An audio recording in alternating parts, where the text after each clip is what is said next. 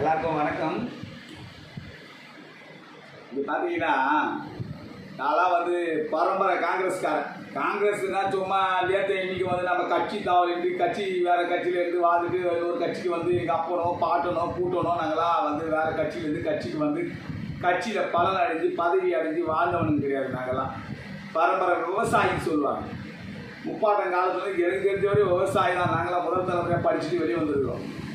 ஆனால் பார்த்தீங்கன்னா அரசியலில் கூட அரசியல் சகாப்தத்தில் கூட பார்த்தீங்கன்னா எங்கள் அப்பா ஆல் இண்டியா காங்கிரஸ் கமிட்டி தலைவராக இருந்திருக்காரு. எங்கள் அப்பா பேர் ஏழுமலை. என் தம்பிக்கு மல்லிகை இல்லத்தில் அந்த இந்திரா காந்தி தான் பேர் சுட்டினாங்க. அணிவுதன்னு சொல்லிட்டு அவங்க லெட்டர் அனுப்பிச்சிருக்காங்க. என் தம்பியை அவங்களே தூக்கி கட்டி மாரில் அணைச்சிலாம் கொஞ்சம் விளையாடி பேர் சுட்டிருக்காங்க. வெங்கட்ராமனுக்கு இங்கிலீஷில் டிரான்ஸ்லேஷனாகவும் அணிவுதான்றது ஹிந்தி மீடியமாகவும் எங்களுக்கு ஒரு கம்யூனிகேஷனில் கொடுத்துருக்காங்க. அதன் அடிப்படையில் நாங்கள் வச்சுருக்கோம். பேர் இந்திரா காந்தி அம்மையாக தான் என் தம்பிக்கே பேர் வச்சுருக்கோம். அந்த அளவுக்கு நாங்கள் எங்கள் அப்பா மறியல் போராட்டம்னு போய் ஆதியிலேருந்து சுதந்திரம் வாங்கிறதுக்கு முன்னாடி காலத்துலேருந்து நாங்கள் பரம்பரை காங்கிரஸ்காரங்க. ஆனால் இது வரையும் பார்த்தீங்கன்னா நானும் என் குடும்பத்தை சார்ந்தவங்கள காங்கிரஸில் அடிப்படை உறுப்பினர் கூட நாங்கள் வாங்கினது கிடையாது. எங்களுக்கு காங்கிரஸ்ன்றது உணர்வே தவிர கட்சியாக நாங்கள் பட்டது கிடையாது. அப்பேற்பட்ட நாங்கள் இதுவரையே அந்த கட்சி கோட்பாடு காங்கிரஸ் தலைமை என்ன சொல்லுதோ அதுக்காகவே நாங்கள் கட்டுப்பட்டு அதுக்காக தான் எங்கள் பரம்பரையில் வாக்களிச்சுட்டு வந்தோம். ஆனால் இது முதன்முறையாக எனக்கு 48 வயசு ஆயிடுச்சு. 30 வருஷம் வாக்களிச்சிருக்கேன். 30 வருஷத்தில் 6 சட்டமன்ற தொகுதி, 6 நாடாளுமன்ற தொகுதியும் பல ஊராட்சி மன்ற தொகுதிகளும் நான் வாக்களிச்சிருக்கேன். இது காங்கிரஸ் மேலிடம் என்ன சொல்லுதோ அதிமுக கூட்டணினா அதிமுக கூட்டணிக்கு வாக்களிச்சிருக்கோம், திமுக கூட்டணினா திமுக கூட்டணிக்கு வாக்களிச்சிருக்கோம். முதல் முறையாக நான் பல தடவை ஃபேஸ்புக்கில் சமூகங்கள் நான் கமெண்ட்டில் சொல்லியிருப்பேன் நிறைய பேருக்கு. கண்டிப்பாக டிவிக்கே ஆட்சியை வைப்பார். காங்கிரஸ் டிவிக்கே கூட தமிழக வெற்றி கழகம் திரு விஜய் அவர்கள் பெரும்பான்மை பெற்று ஆட்சி அமைக்கக்கூடிய சக்தி பலம் வாய்ந்தவர் அவர்.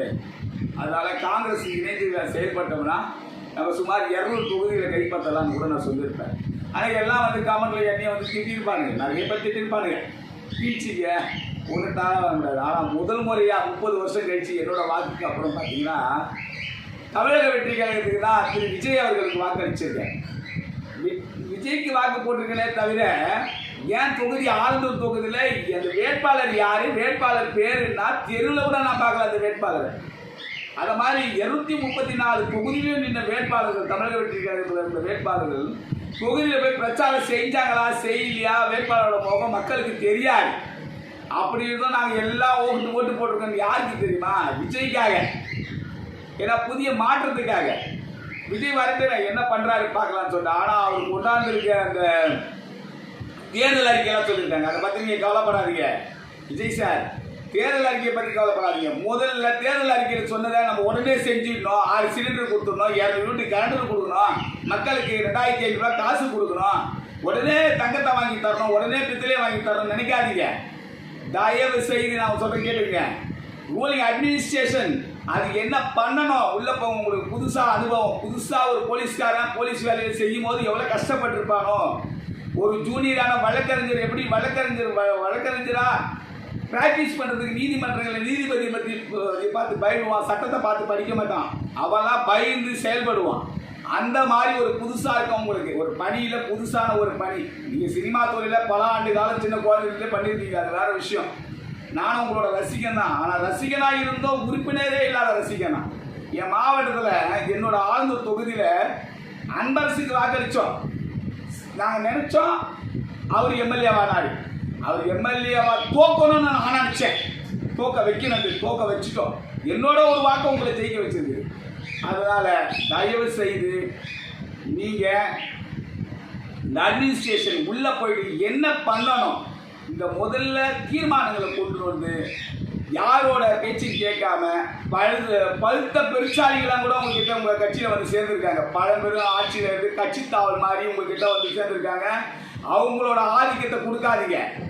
நீங்கள் என்ன செயல்படுத்த போறீங்க மக்களுக்கு, அதை நீங்கள் செயல்படுத்துறதுக்கு தயாராகுங்க. முதல்ல அனுபவம் வேணும். எடுத்தவொடனே நம்ம தேர்தல் இருக்க சொன்னது செய்யல வாக்குறுதி நிறைவேற்றல மக்கள் சொல்லுவாங்க. அப்படிலாம் நம்பாதீங்க.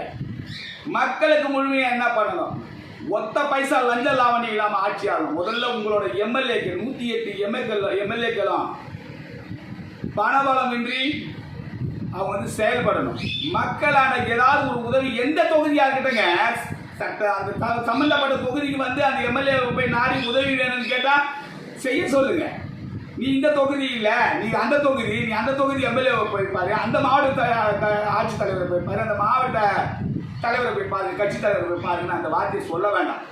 எல்லா எம்எல்ஏக்களுக்கும் சொல்றேன், உங்களோட 108 எம்எல்ஏவும் சொல்றேன். தயவு செய்து மக்களுக்காக என்ன பண்ணணும், யார் எந்த தொகுதியாலும் இறங்கி வேலை செய்ய, நிரந்தர ஆட்சியை வந்து அமைக்கணும். எதிர்ப்பே இல்லாம நீங்க வந்து நிரந்தர ஆட்சியை, நிரந்தர முதலமைச்சரா நீங்க வாழணும்னு சொன்னா, நிரந்தர முதலமைச்சர் அந்த மக்களுக்கு சேவை செய்யணும்னு சொன்னா, கண்டிப்பா உங்களோட எம்எல்ஏக்கள் வந்து சுத்தமா லஞ்ச லாபம் இல்லாம நேர்மையான ஆட்சியை தரத்துக்கு அவங்களும் தயாராகணும். தலைவர் மட்டும் நேர்மையா இருந்தா போதாது, தலைவர் மட்டும் எல்லாத்தையும் சொல்லிட்டா போதாது. 108 தொகுதியை நீங்க தான் ஜெயிச்சிருக்கீங்க, நீங்க தான் சொல்லுங்க ஒவ்வொரு தொகுதியிலும் நானும் சொல்லியிருக்கீங்க. அப்ப 108 தொகுதியிலையும் நேர்மையான ஆட்சி தான் கொடுக்கணும். ஒவ்வொரு மாவட்டத்திலையும் ஒவ்வொரு மக்கள் வந்து உங்களால வந்து ஒவ்வொரு எம்எல்ஏ பார்க்கணும், ஒவ்வொரு அதிகாரியை பார்க்கணும்னு சொன்னா ரெக்கமெண்ட் பண்ணா கூட நேர்மையா பண்ணாது. காசு வாங்கி பண்றது, லஞ்சம் வாங்கி பண்றது பண்ணாதீங்க. கஜானா காலியாகிட்டு இருக்கோம், நீங்க உள்ள பூந்த உடனே நீங்க எதையுமே செயல்படுத்த முடியாது. செயல்படுத்தணும்னு சொன்னா முதல்ல என்ன பண்ணணும், உள்ள புலனாய்வு செஞ்சு எல்லாத்தையும் சமப்படுத்தி கார்பரேட் கம்பெனிக்காரங்கிட்ட லஞ்சம் வாங்குறது முதல்ல. இந்த காசாக்கடை கன்ஸ்ட்ரக்ஷன்ஸு, அதை மாதிரி பெரிய பெரிய பில்டர்ஸ்லாம் இருக்கலாம், G2 பில்டர்ஸு, இந்த மாதிரி நான் காமனாக சொல்கிறேன். எனக்கு தெரிஞ்சு 2 பேர் தான் டிவியில் ஆடு பார்த்துருக்கீங்க, அதை பற்றி சொல்லிடுவீங்க. ஆனால் அவங்க லஞ்சம் கொடுத்தாங்கன்னு நான் சொல்லலை, சரிங்களா? நீங்கள் அவங்க லஞ்சம் கொடுத்தாங்க அந்த மாதிரிலாம் நான் சொல்லலை. அது மாதிரி பெரிய பெரிய கார்பரேட் கம்பெனிக்கிட்ட இருந்து லஞ்சம் வாங்குறது தவிர்க்கணும். லஞ்சம் கொடுத்தாங்களா கொடுக்கலையாலாம் எனக்கு தெரியாது. லஞ்சம் வாங்குறத முதல்ல அடிப்படையாக ஒன்று ஒழிக்கணும். அதே மாதிரி காவல்துறையிலையா இருக்கட்டும், நிர்வாகத்துறையிலையா இருக்கட்டும், நீதித்துறையிலையா இருக்கட்டும், எந்த துறையாக இருந்தாலும் துறைக்கு அந்த லஞ்ச லாவணிகள் இல்லாமல் நேர்மையான ஆட்சி வாழுது. காமராஜர் எப்படி வாழ்ந்தாரு, நீங்கள் பல கோடி ரூபாய் சினிமா துறையில் சம்பாதிச்சிருக்கலாம். இருப்பினும் காமராஜர் ஆட்சியை மீண்டும் கொண்டாடுன்னு சொன்னால் காங்கிரஸ் தான் கொண்டாடணும்னு அவசியம் கிடையாது, கட்சி சாராதவங்க கொண்டாடலாம். நீங்கள் சொன்னீங்க இந்த காங்கிரஸ்காரன் லஞ்சம் வாங்கிட்டு பொட்டி வாங்கிட்டு திமுக கிட்ட சப்போர்ட் பண்ணாங்க நீங்கள் சொன்னீங்க, நான் பார்த்தேன் சமூக வலைதளத்தில். ஆனால் நானும் சொல்கிறேன், காங்கிரஸ்காரன்லாம் ஓட்டு உங்களுக்கு தான் போடுவாங்க நீங்கள் சொன்னீங்கல்ல, அந்த மாதிரி ஒரு காங்கிரஸ்காரன் நானும் உங்களுக்கு ஓட்டு போட்டிருக்கேன். தயவு செய்து தூய்மையான ஆட்சி மரத்தில் கையெழுத்து வாங்கிறேன். அதே மாதிரி காவலர் பணியில் வேலை செய்கின்ற காவலர்களுக்கு என்ன பண்ணணுன்றது நீங்கள் பாருங்கள். அதே மாதிரி பெண்கள்லாம் வந்து மகளிர் காவலர்கள்லாம் வந்து பணி நிமித்தமாக கஷ்டப்படுறதெல்லாம் தெரியும், பார்த்துருக்கேன். இந்த நேரத்தில் அவங்களுக்கு வந்து இரவு வேலையை வந்து மாற்றி கொடுங்க, பகல் நேர வேலை வாய்ப்பாக கொடுங்க. மேக்ஸிமம் இரவு நேர வேலை வாய்ப்பு ஆண்களுக்கு கொடுங்க. ஷிஃப்ட் வைஸில் பண்ணலாம் காவல்துறைக்கு, அந்த மாதிரி பண்ணலாம். ஏன் பண்ண முடியாது? எக்ஸ்போர்ட் கம்பெனிகள்லாம் பண்ணலை, ஷிஃப்ட் வைஸில். காவல்துறைக்கு நீங்கள் ஷிஃப்ட் வைஸில் கொடுங்க. நன்றி, வணக்கம். தூய்மையான ஆட்சி உங்கள் ஆட்சி மலர்ந்திட நான் என்னுடைய வாழ்த்துக்கள். நன்றி, வணக்கம்.